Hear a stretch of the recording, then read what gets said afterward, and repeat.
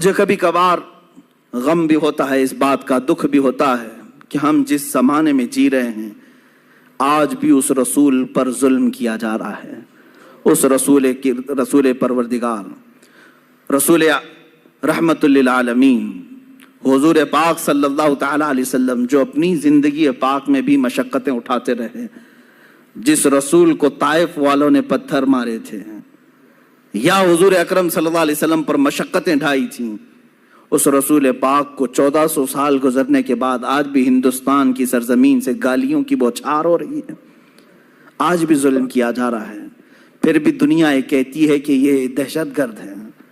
آج تم نے جتنی گالیاں میرے نبی کو دیں، میں سمجھتا ہوں کسی بھی دھرم کی مقدس شخصیت کو اتنی باتیں نہیں کہی گئی ہوں گی، کسی بھی نہیں۔ مجھے بتاؤ یہودیوں کی جو مقدس شخصیات ہے ان سے کون چھیڑ چھاڑ کرتا ہے؟ نہ ہم نے آج تک گالی دی، دوسرے بھی نہیں۔ عیسائی اور یہودی لڑتے رہتے تھے، الگ بات ہے، عیسائی جن کو مقدس مانتے ہیں ان کو کون گالیاں دیتا ہے؟ پلس ہندو جن کو مقدس مانتے ہیں، ہم کہاں انہیں گالیاں دیتے ہیں؟ لیکن ایک مظلوم شخصیت ہے رسول مختار صلی اللہ علیہ وسلم کی، آج بھی دنیا اپنے نشانے پر رکھی ہوئی ہے۔ کارٹون بنانا ہے انہیں کوئی دوسرا نہیں ملتا، رسول کی ذات ملتی ہے۔ انہیں مسخرہ کرنا ہے، جوک بنانا ہے، حضور کی ذات ملتی ہے۔ انہیں گالیاں بھپکیاں دینا ہے، حضور کی ذات ملتی ہے۔ آج کتنے کمزور ہو گئے یہ کروڑوں مسلمان، کتنے کمزور ہو گئے کروڑوں مسلمان۔ وہ عروہ بن مسعود کی بات مجھے یاد آتی ہے، جس کو قاصد بنا کر کے لوگوں نے بھیجا تھا کہ جاؤ دیکھاؤ محمد نے کتنی طاقت جمع کی۔ عروہ بن مسعود یہ قاصد بن کر کے آئے تھے دشمنوں کی طرف سے، اور حضور صلی اللہ علیہ وسلم کی طاقت دیکھنے آئے تھے کہ یہ للکارتے ہیں کیسر و کسرا کو بھی، سپر پاور کو بھی، ہے کتنی ان کے پاس طاقت۔ کیا دیکھا تھا انہوں نے؟ کیا دیکھا تھا؟ جنگی ہتھیار دیکھا تھا حضور کے ساتھ؟ صحابہ کے ساتھ بہت بڑے ہتھیار دیکھے تھے؟ نہیں، بلکہ وہ کہتے ہیں میں نے دیکھا مغرب کی اذان ہوئی، محمد صلی اللہ علیہ وسلم وضو کے لیے نکلے، وضو کا پانی لایا گیا، وضو جیسی کرنے لگے صحابہ ارد گرد ایسے جمع ہو گئے اتنی بڑی تعداد میں۔ وہ محمد صلی اللہ علیہ وسلم وضو کے لیے ہاتھ دھوتے ہیں، کلی کرتے ہیں، ناک میں پانی چڑھاتے ہیں، چہرہ دھوتے ہیں۔ وہ عروہ بن مسعود دور کھڑے ہو کر دیکھ رہے ہیں اور کہتے ہیں میں نے دیکھا حضور کے جتنے صحابہ ہیں وہ کوئی اپنا دامن سامنے کیا ہے، کوئی ہاتھ سامنے کیا ہے، حضور کے چہرے کے پانی کو سب اپنے ہاتھوں میں لیتے ہیں، کوئی اپنے دامن پہ لیتا ہے۔ ایک قطرہ بھی حضور کے وضو کا نیچے گرنے نہیں دیا صحابہ نے، یا تو اپنے دامن پر لیا یا ہاتھوں پر لیا اور چہرے پر مل لیا۔ جو پانی جس کو زیادہ ملا وہ اپنا پی لیا۔ حضور پاک صلی اللہ علیہ وسلم کا لعاب پاک بھی اگر کلی میں نکلا ہے صحابہ نے پی لیا۔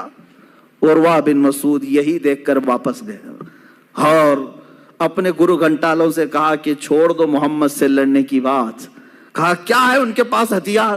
کہا ہتھیار تو میں نے بہت نہیں دیکھا لیکن دیوانوں کی ایک فوج دیکھا ہے، ان کی تعظیم ایسے کرتے ہیں، کیسر و کسرا کے دربار میں بھی میں نے ایسی تعظیم نہیں دیکھا۔ ارے وہ دیوانے ایسے ہیں محمد صلی اللہ علیہ وسلم کے وضو کے قطرے کو بھی گرنے نہیں دیتے، ان کے ناک کا پانی، ان کی کلی کا پانی، ان کے جسم کا پانی اپنے بدن پر لیتے ہیں، ہاتھوں پر لیتے ہیں، چہرے پر مل لیتے ہیں۔ یہ قوم کب رسول کا خون گرنے دے گی؟ وہ قوم جو وضو کے قطرے کو گرنے نہیں دیتی، وہ خون کا قطرہ کہاں سے گرنے دے گی؟ اس لیے چھوڑ دو۔ میرے عزیزو، دنیا کی طاقتیں اگر ان کے اندر ہلچل مچی ہے اور ان کے اندر لرزہ طاری ہوا تھا تو صرف صحابہ کی یہ دیوانگی کو دیکھ کر، میرے آقا پر وارفتگی کو دیکھ کر کہ یہ ایسے ہیں، یہ جان دینے سے بھی کتراتے نہیں ہیں، اس لیے اس قوم سے لڑنے کا چھوڑ دو۔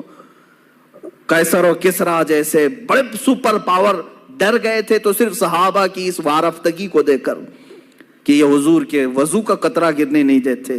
اور آج دنیا اگر تم سے نہیں ڈر رہی ہے تو اس لیے کہ یہ اب اپنے نبی کی حرمت کو، عزت کو کبھی خاطر میں نہیں لاتے، خاطر میں نہیں لاتے۔ کچھ بھی کرو اپنے رسول کے لیے یہ جھیل لیتے ہیں، برداشت کر لیتے ہیں، اس لیے ان کو خوب گالیاں دو، ان کو مارو، کچھ نہیں ہونا ہے۔ آج اگر تمہارے اندر جذبہ وہی ہوتا جو صحابہ نے اپنے رسول پاک صلی اللہ علیہ وسلم کے لیے پیش کیا۔ عزیزان گرامی، وہ صحابہ کا جذبہ یہی تھا جو جنگوں میں بھی، سفر میں بھی، حضر میں بھی، حتیٰ کہ وہ نمازوں میں بھی تک حضور پاک کے دیدار کو عبادت کا عین سمجھتے تھے۔ حضور کی پیروی، حضور کی اطاعت، ان کی دلجوئی کو عبادت سمجھتے تھے اور حقیقت ہے۔ اور آج ہم نے جو یہ دوریاں اختیار کی ہیں، یہی ایک اصل مقصد ہے، اصل سبب ہے، یہی ایک اصل وجہ ہے جو ہمارے اوپر ذلت